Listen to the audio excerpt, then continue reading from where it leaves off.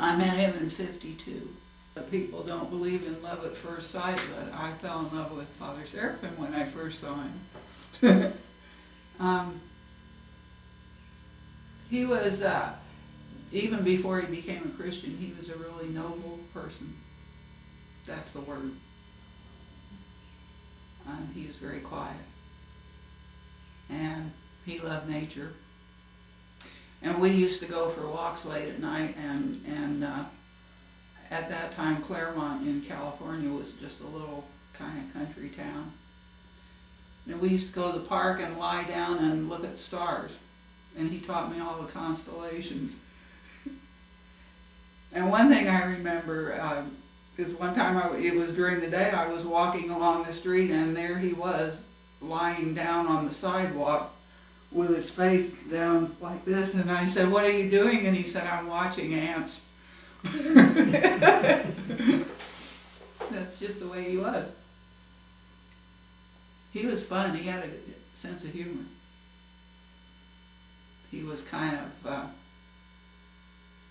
he had a playful sense of humor, I guess I put it that way.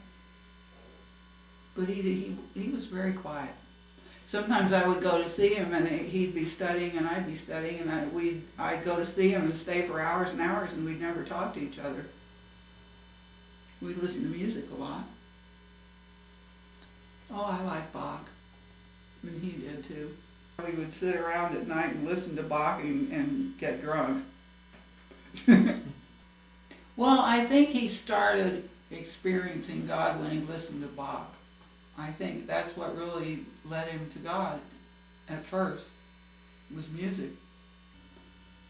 We never went to any dances or anything like that. We just kind of kept to ourselves. He really liked nature. He liked the ocean, and he liked stars. Came from a middle-class family, went to college, went to the movies and football games and all that stuff. In our group, everybody liked him. There was a guy named Albert and a guy named Derek. And then there was a guy named John that was an Anglican that was going to be a celibate priest, and he cried all the time because he liked women. And then there was Eugene, and there was me, and there was a girl named Lee. She married Albert later on, and she died. And there were only 2 of us girls, the rest were guys. And of course this guy named John that was going to be the celibate Anglican priest was always screaming and yelling about God, you know, and Eugene would make fun of him. You know, he'd say, "There isn't any God." He would really make fun of him. And then Eugene was the one that became a priest, and then John never did become a priest. We thought everybody in the world was stupid except us, you know. When I knew him, he was a real snob, you know. I mean, he thought nobody understood him, and everybody was kind of stupid. And I know after, you know, as he grew older, he didn't feel that way at all. He really loved everyone. He was always kind of solitary. But I think he had that attitude toward people because people misunderstood him so much. Yeah, he was definitely a genius. I mean, intellectually. But then in his feelings, too, he was exceptional. I mean, he wasn't just a brain. He was a lot of things. He was very deep. I never saw anybody that could concentrate as much as he could. Just sort of shut everything out. I think that's one of the reasons he became Orthodox, if that makes any sense to you. Because Orthodoxy is so concentrated. you know, it's, yeah, intense. And that's the way he was. He wasn't an emotionally outside emotional type. I mean, he didn't cry and laugh and get excited and stuff like that, but he was inside very, very passionate. And I don't mean in a worldly sense, I mean spiritually. And he was the kind of person, he was sort of an all or nothing person. You know, he never did anything halfway. I think that's why his family didn't understand him. I came to visit during Christmas vacation. I think he had graduated from college, and I think he was teaching at that time. And so he went to Carmel to his parents for Christmas vacation. And it was pretty awful because his mother, I don't know, he told me that she was jealous. But see, Eugene and I like to stay up all night and talk. I mean, that's what we did was talk. We just had a good time, you know. But she decided she was going to outwait us, and she would not go to bed. And it got worse and worse and worse till finally one night he just took me by the hand and said, "Let's go," and we took off and went to the beach and spent the night on the beach at Carmel. And after that, his mother disliked me so much that we had to leave. He and I left. She really didn't like me at all. And I don't know, maybe I didn't like her either. Maybe she knew that. You know, it was my fault too. I was very, I wouldn't say self-righteous, but I was very unfriendly to her, and I wish I hadn't been. I liked his father a lot.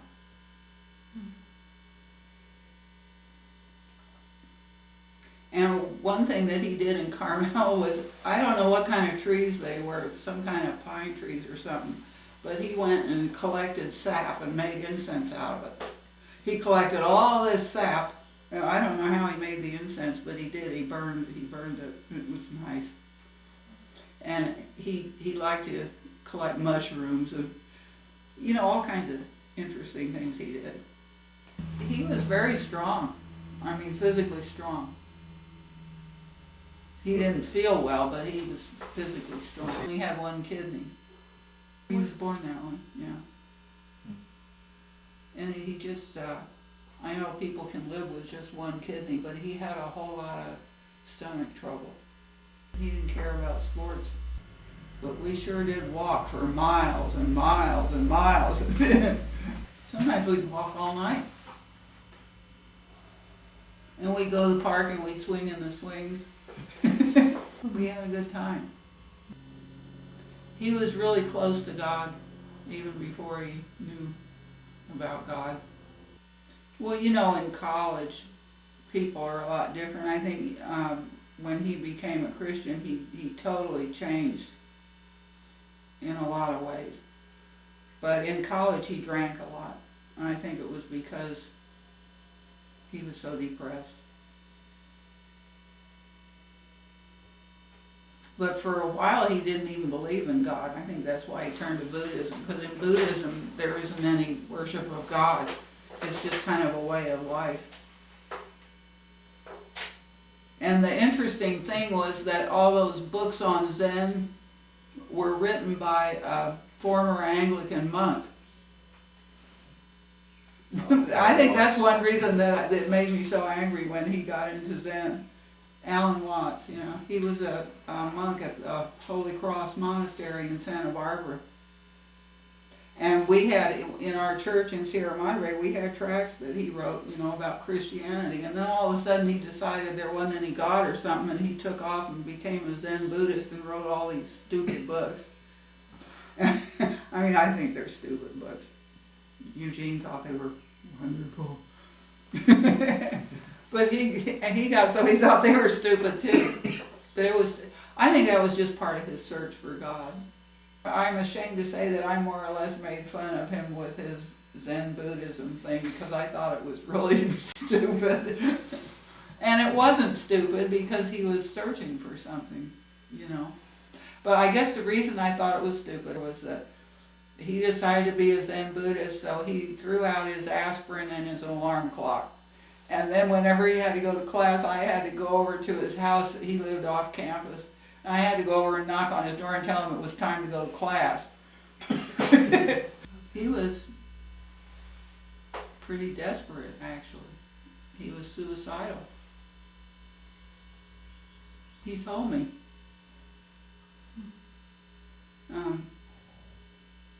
He just felt like there wasn't any place for him anywhere. I really think that he was always searching for God. I mean, I'm not trying to be romantic or anything, but he really was. That was his whole purpose in life, was to find God. And he started out with Zen Buddhism. And he really got into that a lot. And then then he started going to the Orthodox Church, and that took him a while. But he knew he was going to be Orthodox, but I think he didn't want to make a real commitment because he knew it would change everything. It was at Monterey, the Orthodox Church. And first we went to the Anglican Church, because I'm Anglican. And after we got out, he said in a real grudging tone, well, that wasn't so bad. So I thought that was a real compliment, So then we went to the Orthodox liturgy, and I stood there, and I stood there, and I stood there for hours. And pretty soon I started looking around, and I saw some benches. He wasn't even looking at me. He was looking in the other direction, and he said, those are for the aged and infirm. So I didn't dare go sit down. Well, finally we got out of there, and I said, why do you cross yourself backwards? And he said, why do you? Well, I used to get really exasperated with him because he just couldn't make up his mind. And of course, when he did make up his mind, that was it. But for years, he couldn't make up his mind. He sort of thought God was interesting, and he thought Orthodoxy was interesting, and he just sort of wanted to be on the sidelines and observe everything and not really commit. But then when he did, he did. He was a human being, and he made a lot of mistakes, and he was kind of crazy when he was young. But I think after he became a Christian, everything changed for him. But I think he did go through a lot that most people did. I mean, he wanted to get married. He wanted to have a family. And one thing I remember, it just came to my mind, was when he came to see me in Long Beach, and there was some kind of an orchard or something that was near where we were staying with a girlfriend of mine who came from Hungary. She escaped from Hungary during the Revolution. And she had machine gun bullet holes in her legs, that big around, trying to get over the border, and she kept running, and her sister and brother were killed. And she and I were real close friends, and she and her father were the only ones that escaped. And they had a little house in Long Beach. And I lived at the Y then. And they had rules, you had to be in by 10 o'clock. And so when Eugene came to see me, of course, we wanted to stay up all night and talk and everything. And so we stayed with her and her father. And there was this orchard near where they lived, and they turned the sprinklers on at night, those big irrigation things. And so I went out there and started running through the sprinklers, and Eugene was sitting there laughing at me. I remember that. And he smoked a pipe then. It smelled good. And he and my girlfriend's father had some kind of special tobacco that smelled like cherries. And Eugene really thought that was wonderful. And I remember after he became a monk, he wrote me a letter and told me he quit smoking. I guess it was hard for him because he was proud of himself, He sort of hinted to me that, I had been divorced. And he hinted to me that in the Orthodox Church, you could get married 2 or 3 times or something like that. And he sort of, I think he was wavering. I don't think he was ever really, what he told me was that he couldn't have a 9-to-5 job and support a family. But he said he wished he could get married and have a dozen children. Those were his exact words. And I told him that I didn't feel that I could become Orthodox. And we kind of talked in the third person, you know, instead of saying, do you feel this way? We sort of made up some person that it was real strange. You know, like I would say, well, what if this person would get married and his wife would support him? And he said that he couldn't live that way. Well, he said, oh, that person couldn't live that way, you know. We were just talking about each other. And I really would have supported him. I loved him that much. But that's what I mean about how noble he was. He really was. Because it would have been real easy to say, well, we'll get married and you can support me and I can be an artist or something, you know. But he couldn't do that. And of course I was heartbroken. But God knew best. I remember he wrote and said, you would never recognize me now, I have a long beard. He would write to me, he would write me some things and it would really make me angry, and then I wouldn't write to him for a year or two. And then I'd calm down and write to him and he'd answer. But then I didn't write to him for several years after he went to Platina. And I got really upset because I couldn't remember that his name was Father Seraphim, you know, and so I had lost his address in Platina, and I didn't know how to get in touch with him. And she said, well, why don't you go to the library and get the San Francisco phone book and write to all the Orthodox churches and find out if somebody knows him. And that's what I did, and somebody did, and he wrote to me and said that somebody had sent him word that I was looking for him. So that's how I started writing to him again. And I started writing to him again about 2 years before he died. And I guess he was in terrible pain before anybody ever knew. You know, he just didn't say anything. I assume that a lot of it was because he didn't want to be a financial burden. He was always thinking about the end of the world, even after he became a monk. He didn't like doctors. He didn't like hospitals. He didn't like civilization a whole lot either. When Father Seraphim collapsed and they took him to the hospital, when Father Herman was carrying him to the car, he said, tell Allison.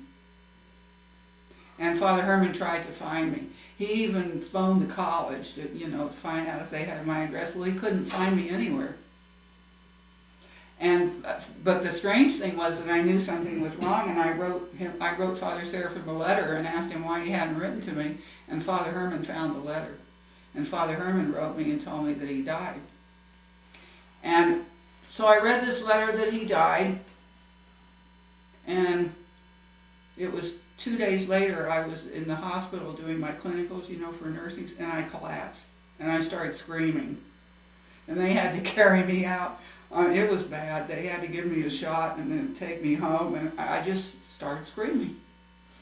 And so I had to quit nursing school. I just completely fell to pieces. I believe he was a saint because Father Herman told me about how after he died that his whole body became young. I have photographs, you know, I have photographs of him before he died, and he looked so emaciated and sick. And then I have the picture of him in his coffin, and he looked like a young man. He looked like when I knew him. It was amazing. And Father Herman said the weather was really hot, and he didn't, you know, he just got young and fresh. I think probably he's still that way. You know, he didn't, he's incorruptible, you know. I bet you. I mean, to think that he came from a middle-class American non-religious family, it seems like, you know, I believe in free will, absolutely, but it seems to me sometimes that God chooses people, you know, for a certain reason. And I think he chose Eugene. I'm sure of it. I mean, you know, he was just able to understand so much when you think of the background he came from and all that he went through.